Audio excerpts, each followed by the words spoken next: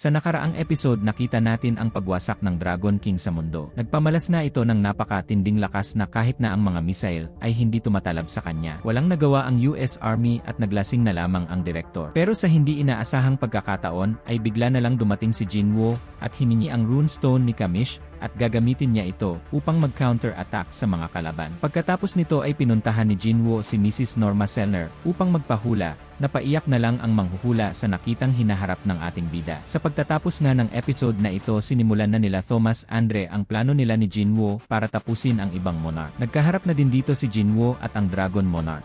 Nakatayo sa itaas ng sirang gusali ang Dragon King habang nasa ibaba naman si Jinwoo, nagpapalitan ng matatalim na tingin.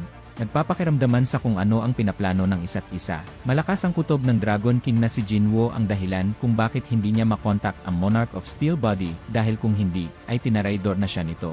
Pero kahit naguguluhan sa nangyayari, isang bagay ang sigurado ang Dragon King at iyon ay kailangan niyang patayin si Jinwoo.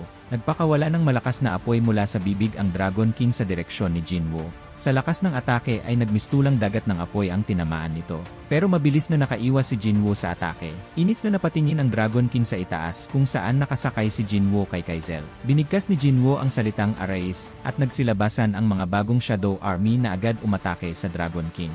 Samantala, sa di kalayuan ay makikita si Liu Zigang na walang hirap na pinugot ang ulo ng isang higanteng halimaw. Para kay Liu Zigang, hindi problema ang ganitong mga higante hanggat hindi sa dagat ang labanan. Pero kahit abala sa pakikipaglaban, ramdam ni Liu Zigang ang kakapangilabot na kapangyarihan na nagkalat sa buong lugar kung saan libo-libong mga hunters ang nakikipaglaban sa mga di mabilang narami ng mga halimaw. Pero ang mas kinatatakutan ni Liu Zigang ay ang labanan sa pagitan ni Jinwoo at ng Dragon King na sa tingin niya ay nagsimula na. Hindi naman malirito si Liu Zigang. Gamit ang nag-ipong lakas sa Dragon Claw, mabilis na napatay ng Dragon King ang hilera ng mga Shadow Army sa isang atake lamang. Sa lakas ng atake ay nagkapira-piraso ang mga Shadow Army at naglaho na parang abo sa hangin.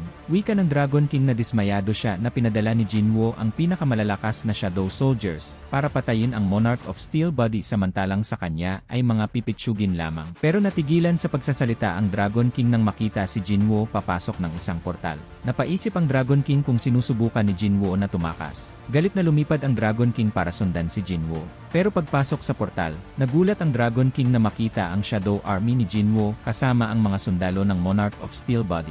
Naisip ng Dragon King na maaaring na-absorb na ni Jinwoo ang hukbo ng Monarch of Steel Body. Napatingin sa likuran ang Dragon King at nakita ang Monarch of Steel Body na unti-unting naglalaho sa kamay ni Belion at Beru. Napapikit na lamang ang Dragon King at sinabing mahusay ang naisip na stratehiya ni Jinwoo. Pero maling-mali si Jinwoo kung iniisip nito na nautakan na sila. Dahil ang totoo, sila ang nakautak kay Jinwoo.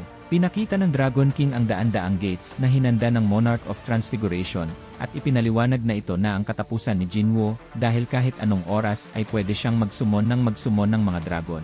Pagkatapos na sabihin ito ng Dragon King ay makikita ang sabay-sabay na paglabas ng libo-libong mga dragon sa bawat gates. Wika ng Dragon King na wala ng pag-asa pang manalo si Jinwoo dahil nasira na niya ang plano nito. Pero humisi lamang si Jinwoo at sumigaw ng cancel summon. Nagulat sandali ang Dragon King sa ginawa ni Jinwoo dahil sa tila bigla ang pagsuko nito pero napaisip ang Dragon King na tama rin lamang ang ginawa nito sapagkat matatalo rin lamang sa huli. Tuluyang napuno ang pulang kalangitan ng mga dragon. Pumikit si Jinwoo habang nakatingin ang Dragon King. Pero laking gulat ng Dragon King nang muling magmulat si Jinwoo at nagpakawala ng malakas na sigaw na umalingaw-ngaw sa buong battlefield. Mga bro, 1,699 likes ang goal natin sa video na ito. Nakaka 20,000 views ang videos natin. Isang like nyo lang ang kailangan ko. Paabutin nyo ng 1,699 likes ang video na ito at ilalabas ko na din agad yung susunod na video. Kayo na lang ang hinihintay ko. Bilisan nyo at mag-like na kayo. Subscribe na din kayo sa iba pa natin channel, libre lang ang content natin, kaya hinihingi ko ang suporta nyo. Napunit ang suot na damit ni Jinwoo sa paglabas ng malakas na enerhiya sa kanyang buong katawan. Agad na napagtanto ng Dragon King na hindi lamang ito normal na sigaw kundi ito ay ang nakatagong kapangyarihan sa runestone ni Kamish, ang Dragon Fear. Ang Dragon Fear ay may kapangyarihang patigilin ang lahat sa paggalaw, mapakalaban man o kakampi. Makikita nga ang pagtigil ng lahat mula sa mga dragon na lumilipad sa itaas hanggang sa lahat ng mga nasa ibaba habang nababalot ng kulay pulang enerhiya. Hindi maitatanggi ang gulat sa mukha ng Dragon King na maski sila ng Monarch of Transfiguration ay nagawang mapatigil ni Jinwoo. Biglang sumulpot sa tabi ng Dragon King si Jinwoo at sinabing may pupuntahan sila. Nabalot si Jinwoo at ang Dragon King ng isang itim na usok at ilang sandali lamang ay napunta sila sa isang isla kung saan nakatayo ang kastilyo ni Jinwoo. Gulat na sinuri ng Dragon King ang buong paligid at napagtanto na pamilyar ito. Wika ni Jinwoo na tama ito ng iniisip. Nasa malayong isla sila sa kabilang panig ng mundo kung saan minsang nanirahan ang Dragon Army. Napangiti ang Dragon King dahil muli siyang nagulat sa klase ng pag-isip ni Jinwoo ng stratehiya. Batid niya na kahit kaya ni Jinwoo na makipaglaban ng harapan, mas pinili ni Jinwoo na dalhin siya sa malayong isla kung saan silang dalawa lamang ang maghaharap dahil kung makikipaglaban sa dami ng kanyang hukbo, mabilis na mauubos ang mana ni Jinwoo. Sarkastikong tinanong ng Dragon King kung ang kastilyong nakikita niya ay pagmamay-ari ni Jinwoo. Sumang-ayon naman si Jinwoo pero hindi nagustuhan ang tono ng boses ng Dragon King. Kaya pinalabas ni Jinwoo ang Kamish Dagger at sinabing bagamat hindi kasing ganda ng inaasahan, pwede na itong libingan ng Dragon King. Napangisi ang Dragon King at nagsimulang mag-transform sa isang dambuhalang dragon. Nagsilabasan naman ang mga pinakamalalakas na Shadow Soldier ni Jinwoo at pinalibutan siya bilang paghahanda sa labanan. Sa US Hunters Bureau, makikita si Norma Selner na nakatanaw sa labas ng bintana ng building. Wika nito na tuluyan ng lumaganap ang malalaking apoy na dulot ng labanan sa buong teritoryo ng US. Nagpakawala ng malalim na buntong hininga si David Brennan at sumang-ayon sa sinabi ni Norma Selner. Wika nito na pati ang paglaganap ng iba't ibang mga mana ay umaabot na sa iba't ibang rehiyon ng bansa. Hindi matanggap ni David Brennan na hindi agad siya naniwala sa babala ni Jinwoo noon, ngayon wala siyang ideya kung ano ang dapat gawin para pigilan ang pagkawasak ng mundo. Napapikit si Norma Selner at sinabing hindi lamang naman si Jinwoo ang hunter na lumalaban para pigilan ang mga halimaw. Lahat ng mga hunters sa buong mundo, mapa A-rank man o S-rank ay buong tapang na nagtutulong-tulong para harapin ang mga halimaw. Paliwanag ni Norma Selner na hindi man nagkakalayo ang lakas ng E-rank sa normal na mga tao ay patuloy ang mga ito sa pakikipaglaban. At ganon rin naman ang kaso pagdating sa C-rank at D-rank na mga hunters. Kung ang E-rank ay kayang pumatay ng isang halimaw, 3 naman ang kayang patayin ng D-rank at 10 naman sa C-rank. Kahit ang mga S-rank na kayang pumatay ng libo-libong halimaw, mamamatay rin ang mga ito kagaya ng mga lower rank hunters. Pero mangyari mang pumanaw ang mga hunters, ang mga sakripisyo nila ang magiging daan ng kinabukasan para sa lahat. At gusto ni Norma Selner na tawagin nila itong pag-asa sa kabila ng kinakaharap na problema. Samantala sa Korean Hunters Association, makikita si Woo Jin-chul na nakatayo sa tabi ng bintana. Sa likuran ay may isang tauhan na ipinaalam na matagumpay na nailayo ni Jinwoo ang mga kalaban sa isang malapit na isla sa Japan kung saan walang naninirahan na mga tao. Agad na naalala ni Jin-chul ang naging usapan nila ni Jinwoo tungkol sa isang isla kung saan nag-collapse ang isang gate ng mga higante at nagkalat ang maraming mana sa kalakhan ng isla. Batid ni Jin-chul na kung doon mangyayari ang labanan ay mababawasan ang pinsala na matatamo ng mga bansa. Nagtanong ang tauhan kung dapat silang magpadala ng mga hunters para tumulong kay Jinwoo. Wika ni Jin-chul na nasa US lahat ng mga S-rank hunters, kaya malabong makapagpadala ng mga hunters na may maitutulong sa labanan. Biglang napangiti si Jin-chul nang maisip na ipadala ang E-rank hunters. Natatawang tinanong ni Jin-chul ang lalaki kung alam ba nito na dating isang E-rank hunter lamang si Jinwoo. Gulat na gulat ang lalaki sa sinabi ni Jin-chul. Wika ni Jin-chul na naniniwala siya na kahit isang E-rank hunter lamang ay pwedeng maging isang bayani. Samantala, makikita ang pagsugod ni Jinwoo sa Dragon King habang nakasakay kay Kaizel. Ang Dragon King naman ay humandang magpakawala ng apoy sa bibig. Pero bago pa mapakawala ng apoy ay mabilis na pinuluputan ni Belyon ang bibig ng Dragon King gamit ang kanyang tila lubid na sandata.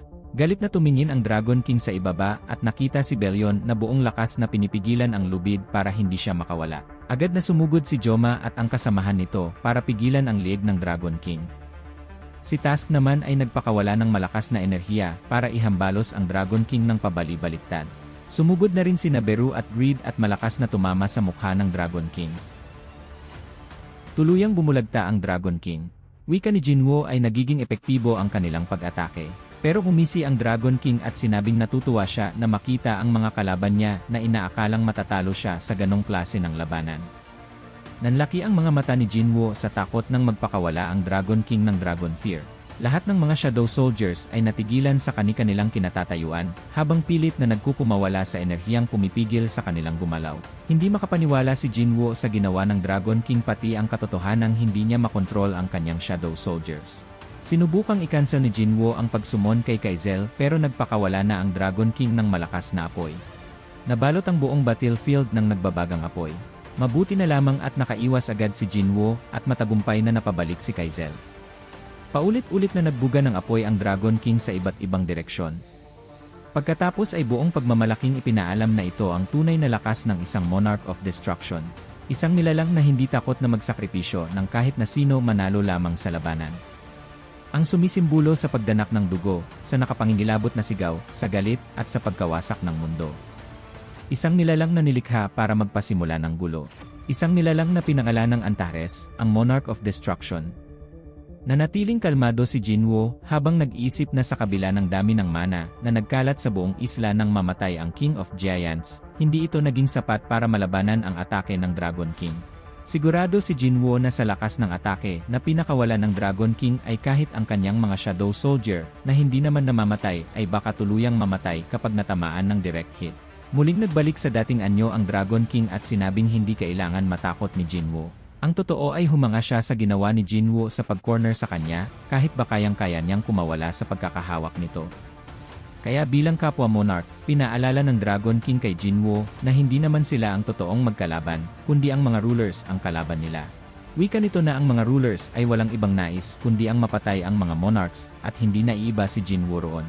Kaya nang makita niya kung paano makipaglaban si Jinwoo, nagbago ang isip ng Dragon King sa pagpatay kay Jinwoo, imbes, gusto na niya na magsanib puwersa sila para mapatay ang mga rulers.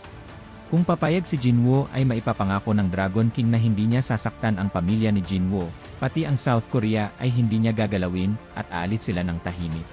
At hindi lamang ang mga iyon ang kayang ibigay ng Dragon King kay Jinwoo, pati ang buong mundo ay pwedeng pagharian ni Jinwoo.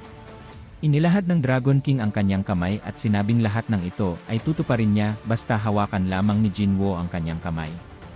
Ngumisi si Jinwoo habang nakatitig sa kamay ng Dragon King at sinabing wag siyang patawanin dahil malabo siyang maniwala sa lahat ng mga pinagsasasabi nito dahil kitang-kita niya sa mga mata ng Dragon King ang kagustuhan nitong patayin siya. Sabay na naglabas ng malalakas na enerhiya sina Jinwoo at ang Dragon King habang nakatitig sa isa't isa. Wika pa ng Dragon King na dapat maghanda na si Jinwoo dahil ito na ang kanyang huling palugit. At dito na nagtatapos ang episode 11. Panoorin nyo na din ang episode 12, ilalagay ko na yon sa ating channel. Huwag nyo kalimutan mag-like para maka next episode agad tayo.